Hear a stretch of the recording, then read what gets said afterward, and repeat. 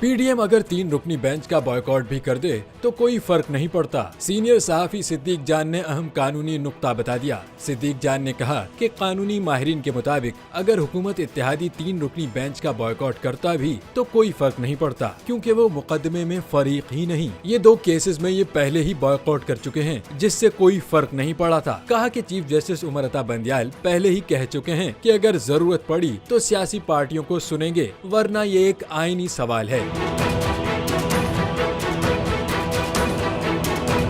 सहाफी सिद्दीक जान ने कहा कि कहीं नहीं लिखा कि आर्टिकल 3/184 का मामला फुल कोर्ट सुने। अटॉर्नी जनरल ने भी अदालत उज़्मा में इस बात का एतराफ किया। सीनियर सहाफी का कहना था कि इस सारे मामले में शहबाज शरीफ पर नाअहली की तलवार भी लटक रही है। अगर ये किसी जज पर अदम एतमाद का इजहार कर रहे हैं तो उन्हें वजह बताना होगी कि हम क्यों अदम एतमाद कर रहे हैं। सिद्दीक जान के मुताबिक सुप्रीम कोर्ट बॉयकॉट करने वाले के फैसले कर सकती है और उन्हें फैसला कबूल करना होगा। बॉयकॉट से हुकूमती इत्तेहाद को कोई फायदा नहीं होगा।